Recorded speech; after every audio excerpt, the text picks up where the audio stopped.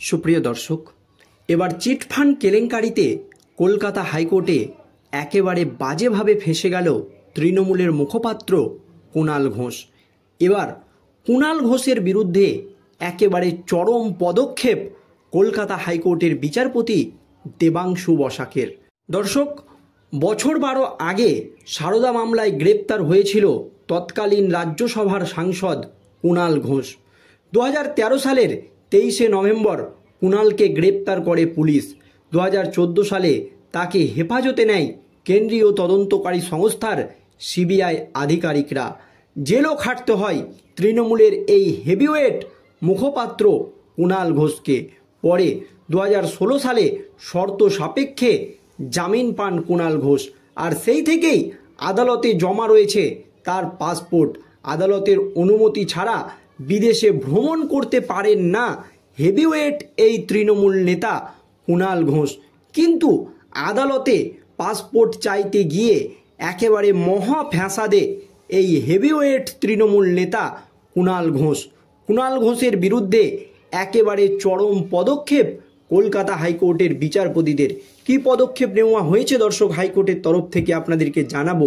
আপনারা জানেন সামনেই 2026-এর বিধানসভা নির্বাচন, আর এই নির্বাচনকে কেন্দ্র করে একেবারে দল গুছাতে শুরু করেছে শাসক বিরোধী সব দলই। তখন একাধিক দুর্নীতি ইস্যুতে একেবারে জোর কদমে তদন্ত চালাচ্ছে কেন্দ্রীয় তদন্তকারী সংস্থার সিবিআই আধিকারিকরা। শিক্ষক নিয়োগ দুর্নীতি থেকে শুরু করে গরু পাচার, কয়লা পাচার, রেশন দুর্নীতি। আর এই আবহে শিক্ষক নিয়োগ দুর্নীতি কাণ্ডে বিকাশ ভবন থেকে যে বস্তার বস্তা নথি কেন্দ্রীয় তদন্তকারী সংস্থার সিবিআই আধিকারিকরা উদ্ধার করেছে, সেই নথিতে একাধিক শাসক দলের হেভিওয়েট নেতামন্ত্রীদের নাম উঠে এসেছে, যা নিয়ে অস্বস্তিতে পড়েছে শাসক দল তৃণমূল কংগ্রেস। শুধু তাই নয়, সিবিআইয়ের তৃতীয় সাপ্লিমেন্টারি চার্জশিটে অভিষেক ব্যানার্জির নামও উঠে এসেছে। তবে জৈনিক অভিষেক ব্যানার্জি কে সেই অভিষেক ব্যানার্জি, তার কিন্তু কোনো পরিচয় দেয়নি কেন্দ্রীয় তদন্তকারী সংস্থার সিবিআই আধিকারিকরা। এই নিয়ে তৃণমূলের সেকেন্ড ইন কমান্ড অভিষেক ব্যানার্জিও মুখ খুলেই কেন্দ্রীয় তদন্তকারী সংস্থার সিবিআই আধিকারিকদেরকে আক্রমণ করেছে। তৃণমূলের second in command Abhishek Banerjee জানিয়েছে সিবিআই ভাব বাচ্চে কথা বলছে, কেন তার পরিচয় সিবিআই দিল না। আর এই সমস্ত একাধিক দুর্নীতি নিয়ে যখন রাজ্য রাজনীতি একেবারে তোলপাড়, তখন সারদা চিটফান্ড কেলেঙ্কারিতে কলকাতা হাইকোর্টের একেবারে প্রশ্নের মুখে হেভিওয়েট তৃণমূল মুখপাত্র কুণাল ঘোষ। এত টাকার উৎস কি? বারবার বিদেশ ভ্রমণ করছেন, এত টাকা কোথা থেকে আসছে?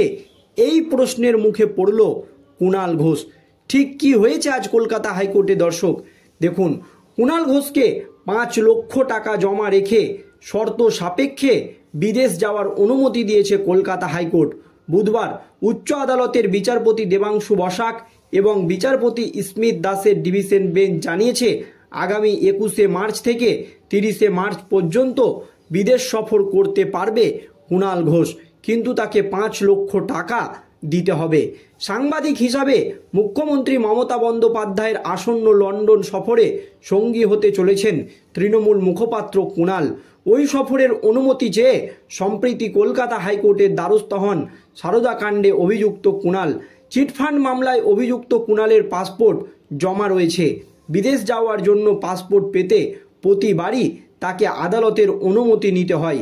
সেই মামলাতেই বুধবার বিচারপতি বসাক জানতে চান, মামলাকারী যে বিদেশ যাবেন তার টাকার উৎস কি? এত টাকা কোথা থেকে আসছে?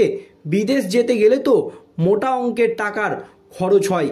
এই প্রশ্নের মুখে পড়তে হয় কুণাল ঘোষকে। বিদেশে যাওয়ার টাকাই বা কোথা থেকে এলো?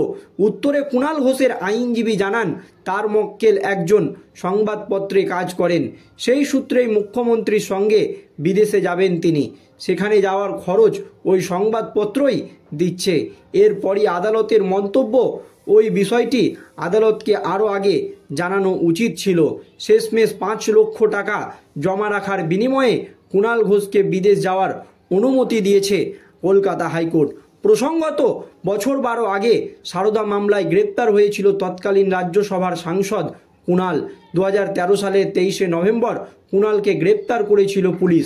2014 সালে তাকে হেফাজতে নেয় সিবিআই, জেলেও খাটতে হয় তাকে। পরে 2016 সালে শর্ত সাপেক্ষে জামিন পান। সেই থেকে আদালতের কাছে জমা রয়েছে তার পাসপোর্ট। আদালতের অনুমতি ছাড়া বিদেশে ভ্রমণ করতে পারে না এই হেভিওয়েট তৃণমূল নেতা কুণাল ঘোষ। আর এবার কুণাল ঘোষকেই আদালতের প্রশ্নের মুখে পড়তে হলো, কারণ এত টাকা কোথা থেকে আসছে, কোথা থেকে পাচ্ছে এত টাকা কুণাল ঘোষ, এই প্রশ্ন কিন্তু কলকাতা হাইকোর্টের বিচারপতিরা তুলে দিলেন। আর পাসপোর্ট মামলায় একেবারে আজ কলকাতা হাইকোর্টে অস্বস্তিতে পড়েছে কুণাল ঘোষ, কারণ বিদেশ যাবেন, টাকার উৎস কি জানতে চাইছে আদালত।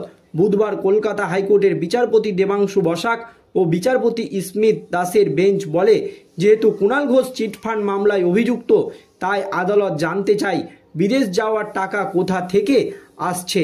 প্রসঙ্গত, মুখ্যমন্ত্রী মমতা বন্দ্যোপাধ্যায়ের সঙ্গে লন্ডনে যাচ্ছেন তৃণমূল নেতা সাংবাদিক কুণাল ঘোষ, কিন্তু সারদা চিটফান্ডের মামলায় অভিযুক্ত কুণাল। সূত্রের খবর, জামিনের অন্যতম শর্ত হিসাবে কুণালের পাসপোর্ট জমা রয়েছে আদালতে। সেই পাসপোর্টের জন্যই এদিন আদালতের দ্বারস্থ হয়েছিল কুণালের আইনজীবী। কিন্তু কুণাল ঘোষের আইনজীবী আদালতে জানান, তৃণমূল নেতা হিসাবে নন, একজন বিশেষ সংবাদপত্রের নাম উল্লেখ করে বলেন, সেখান থেকে একজন সাংবাদিক হিসাবেই পাঠানো হচ্ছে কুণাল ঘোষকে। বিচারপতি দেবাংশু বসাক ও বিচারপতি স্মিথ দাস দে কুণালের আইনজীবীকে বলেন, সেটাই নথিতে দেখান, এক্ষুনি জানান আমরা অপেক্ষা করছি। এই কথা কিন্তু বলেন কলকাতা হাইকোর্টের বিচারপতিরা। এরপর ডিভিশন বেঞ্চ কুণাল ঘোষকে বিদেশ যাওয়ার অনুমতি দিয়েছে, কিন্তু শর্ত রেখেছে 5 লক্ষ টাকা জমা রেখে বিদেশ যাওয়ার অনুমতি দেওয়া হয়েছে কলকাতা হাইকোর্টের তরফে। তার মেয়াদ 21শে মার্চ থেকে 30শে মার্চ পর্যন্ত। তার আগেই কুণাল ঘোষকে কিন্তু দেশে ফিরতে হবে, কারণ তিনি সারদা মামলায় বা চিটফান্ড কেলেঙ্কারিতে জড়িত এবং অভিযুক্ত। এই সময়ের ব্যবধানে ফিরে আসতে হবে কুণাল ঘোষকে। আর সেই সূত্রেই ডিভিশন বেঞ্চ এদিন জানতে চায়, বিদেশ যাবেন, টাকার উৎস কি, এত টাকা কোথা থেকে পাচ্ছেন। যেহেতু চিটফান্ড মামলায় অভিযুক্ত কুণাল, তাই তার আয়ের উৎস নিয়ে জানতে চাইছে আদালত। আর এতেই একেবারে কলকাতা হাইকোর্টে প্রশ্নের মুখে পড়ল কুণাল ঘোষ, কারণ এত টাকা কোথা থেকে পাচ্ছেন, যে বারবার বিদেশ সফর করছেন, কোথা থেকে আসছে এত টাকা, এই প্রশ্নের মুখে কিন্তু আজ কলকাতা হাইকোর্টে পড়তে হলো কুণাল ঘোষকে। দর্শক, এই নিয়ে আপনাদের মতামত জানাবেন। ধন্যবাদ।